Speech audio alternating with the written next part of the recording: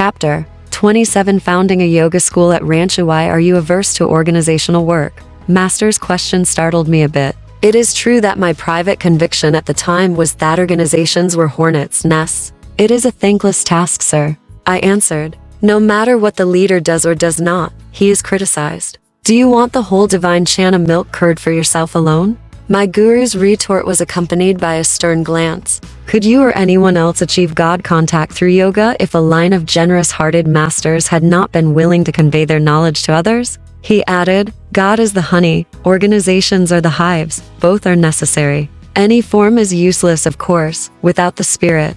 But why should you not start busy hives full of the spiritual nectar? His counsel moved me deeply. Although I made no outward reply, an adamant resolution arose in my breast. I would share with my fellows, so far as lay in my power, the unshackling truths I had learned at my guru's feet. Lord, I prayed, may thy love shine forever on the sanctuary of my devotion, and may I be able to awaken that love in other hearts. On a previous occasion, before I had joined the monastic order, Sri Yukteswar had made a most unexpected remark. How you will miss the companionship of a wife in your old age. He had said, do you not agree that the family man, engaged in useful work to maintain his wife and children, thus plays a rewarding role in God's eyes, sir? I had protested in alarm. You know that my desire in this life is to espouse only the cosmic beloved. Master had laughed so merrily that I understood his observation was made merely as a test of my faith. Remember, he had said slowly, that he who discards his worldly duties can justify himself only by assuming some kind of responsibility toward a much larger family.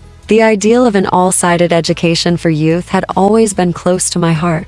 I saw clearly the arid results of ordinary instruction, aimed only at the development of body and intellect. Moral and spiritual values, without whose appreciation no man can approach happiness, were yet lacking in the formal curriculum.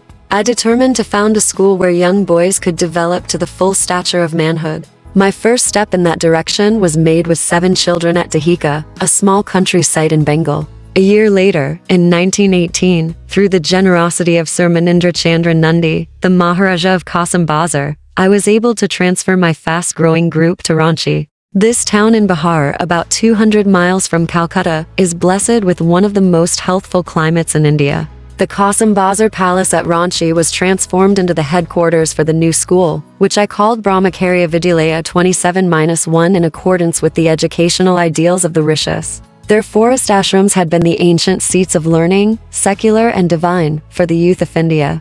At Ranchi, I organized an educational program for both grammar and high school grades. It included agricultural, industrial, commercial, and academic subjects. The students were also taught yoga, concentration and meditation, and a unique system of physical development, Yoga, whose principles I had discovered in 1916. Realizing that man's body is like an electric battery, I reasoned that it could be recharged with energy through the direct agency of the human will. As no action, slight or large, is possible without willing, man can avail himself of his prime mover, will, to renew his bodily tissues, without burdensome apparatus or mechanical exercises. I therefore taught the Ranchi students my simple Yoga techniques by which the life force, centered in man's medulla oblongata, can be consciously and instantly recharged from the unlimited supply of cosmic energy. The boys responded wonderfully to this training, developing extraordinary ability to shift the life energy from one part of the body to another part, and to sit in perfect poise in difficult body postures. 27-2, they performed feats of strength and endurance which many powerful adults could not equal. My youngest brother, Vishnu Sharan Ghosh, joined the Ranchi school. He later became a leading physical culturist in Bengal. He and one of his students traveled to Europe and America, giving exhibitions of strength and skill which amazed the university savants, including those at Columbia University in New York. At the end of the first year at Ranchi, applications for admission reached 2,000. But the school, which at that time was solely residential, could accommodate only about 100. Instruction for day students was soon added.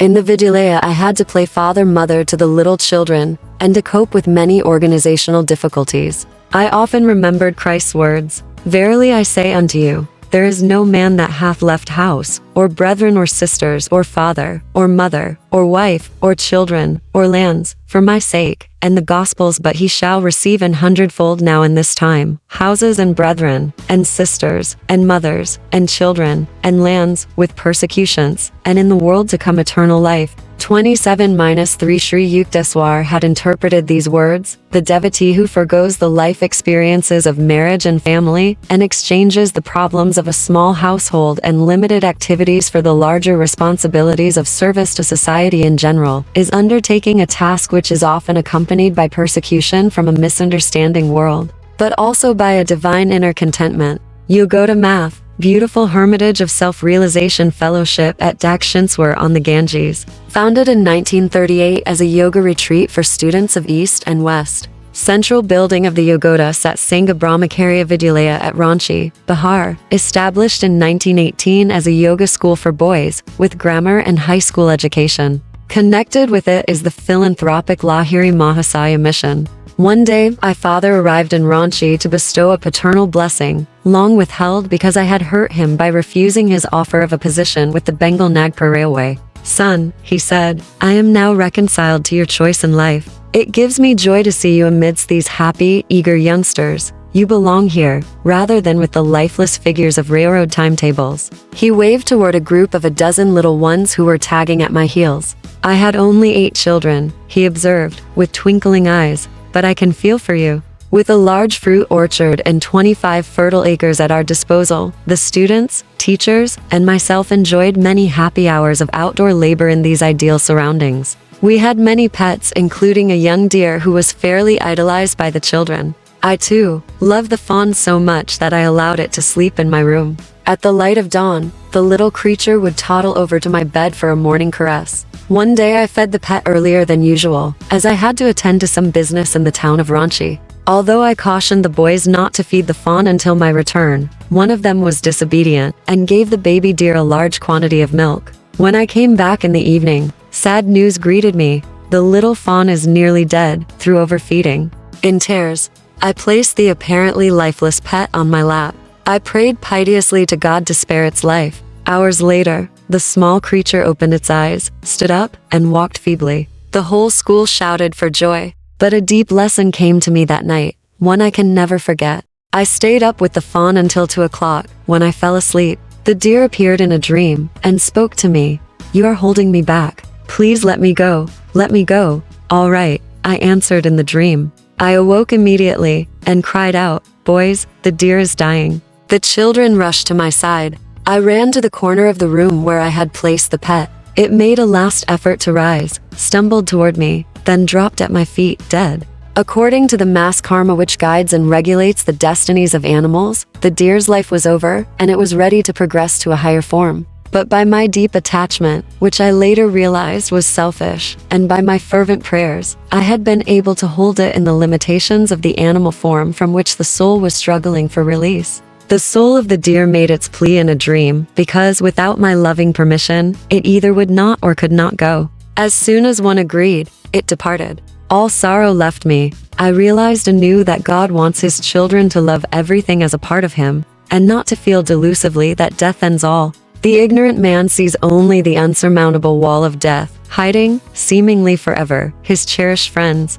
But the man of unattachment, he who loves others as expressions of the Lord, understands that at death the dear ones have only returned for a breathing space of joy in him. The Ranchi school grew from small and simple beginnings to an institution now well known in India. Many departments of the school are supported by voluntary contributions from those who rejoice in perpetuating the educational ideals of the rishis. Under the general name of Yogoda Satsanga, 27-4 flourishing branch schools have been established at Midnapur, Lakshmanpur, and Puri. The Ranchi headquarters maintains a medical department where medicines and the services of doctors are supplied freely to the poor of the locality. The number treated has averaged more than 18,000 persons a year. The Vidyalaya has made its mark too, in Indian competitive sports and in the scholastic field, where many Ranchi alumni have distinguished themselves in later university life. The school, now in its 28th year and the center of many activities, 27-5 has been honored by visits of eminent men from the East and the West. One of the earliest great figures to inspect the Vidyalaya in its first year was Swami Paramahansa, the Benares saint with two bodies. As the great master viewed the picturesque outdoor classes, held under the trees, and saw in the evening that young boys were sitting motionless for hours in yoga meditation, he was profoundly moved. "Joy comes to my heart," he said, "to see that Lahiri Mahasaya's ideals for the proper training of youth are being carried on in this institution. My Guru's blessings be on it." A young lad sitting by my side ventured to ask the great Yogi a question. "Sir," he said, "shall I be a monk? Is my life only for God?" Though Swami Paramahansa smiled gently, his eyes were piercing the future. "Child," he replied, "when you grow up, there is a beautiful bride waiting for you." The boy did eventually marry, after having planned for years to enter the Swami order. Sometime after Swami Paramahansa had visited Ranchi, I accompanied my father to the Calcutta house where the yogi was temporarily staying. Paramahansa's prediction, made to me so many years before, came rushing to my mind: "I shall see you, with your father, later on." As father entered the Swami's room, the great yogi rose from his seat and embraced my parent with loving respect. "Bhagavati," he said, "what are you doing about yourself? Don't you see your son racing to the infinite?" I blushed to hear his praise before my father. The Swami went on, "You recall how often our blessed Guru used to say, Banat, Banat, Banjai, 26-6, so keep up Kriya Yoga ceaselessly, and reach the divine portals quickly." The body of Paramahansa, which had appeared so well and strong during my amazing first visit to him in Benares, now showed definite aging, though his posture was still admirably erect. "Swamiji," I inquired, looking straight into his eyes, "please tell me the truth.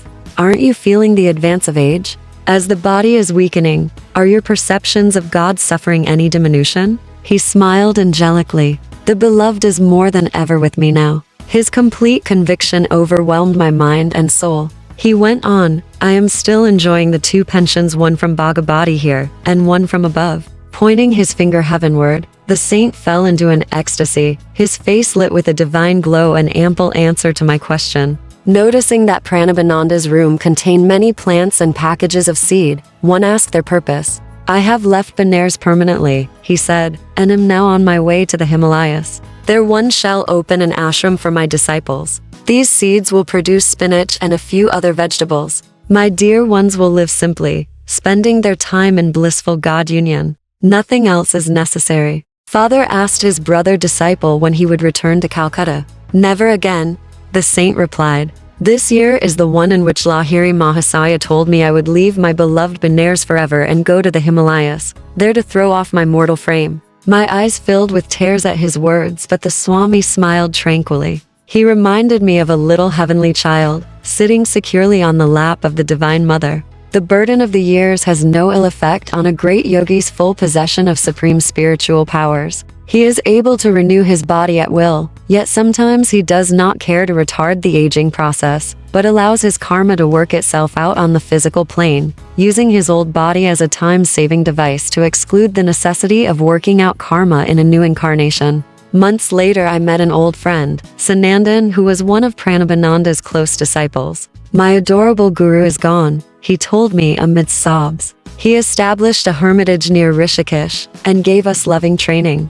When we were pretty well settled and making rapid spiritual progress in his company, he proposed one day to feed a huge crowd from Rishikesh. I inquired why he wanted such a large number. 'This is my last festival ceremony,' he said. I did not understand the full implications of his words. Paramahansa helped with the cooking of great amounts of food. We fed about 2,000 guests. After the feast, he sat on a high platform and gave an inspired sermon on the infinite.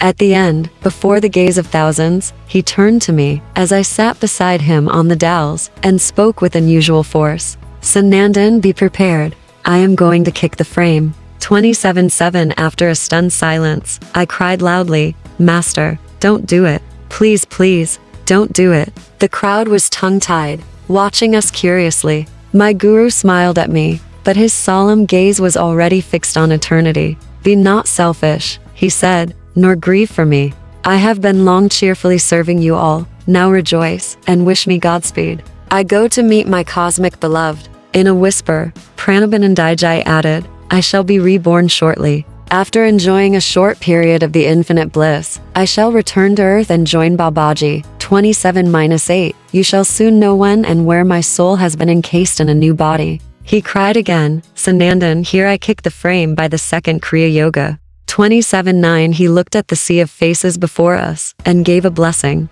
Directing his gaze inwardly to the spiritual eye, he became immobile. While the bewildered crowd thought he was meditating in an ecstatic state, he had already left the tabernacle of flesh and plunged his soul into the cosmic vastness. The disciples touched his body seated in the lotus posture, but it was no longer the warm flesh. Only a stiffened frame remained. The tenant had fled to the immortal shore. I inquired where Paramahansa was to be reborn. That's a sacred trust I cannot divulge to anyone, Sanandan replied. Perhaps you may find out some other way. Years later I discovered from Swarni Keshabananda 27-10 that Paramahansa, a few years after his birth in a new body, had gone to Badranarayan in the Himalayas, and there joined the group of saints around the great Babaji. 27-1 Vidyalaya. School Brahmacharya here refers to one of the 4 stages in the Vedic plan for man's life, as comprising that of 1 the celibate student Brahmachari, 2 the householder with worldly responsibilities Grihastha,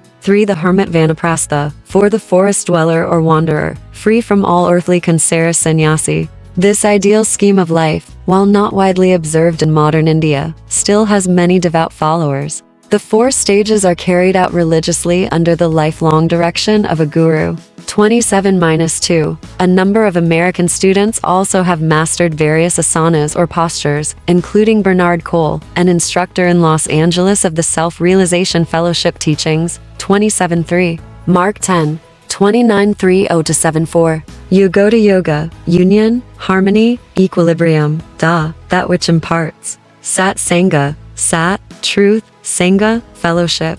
In the West, to avoid the use of a Sanskrit name, the Yogoda Sat Sangha movement has been called the Self-Realization Fellowship.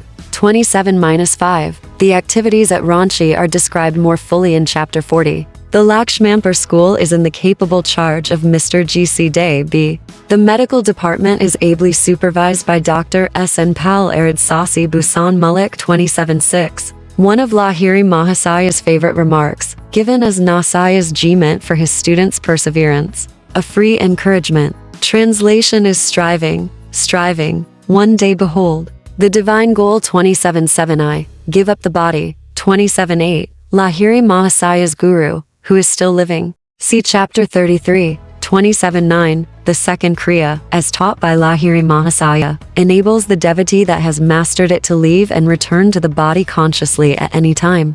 Advanced yogs use the second Kriya technique during the last exit of death, a moment they invariably know beforehand. 27-10. My meeting with Keshabananda is described in Chapter 42.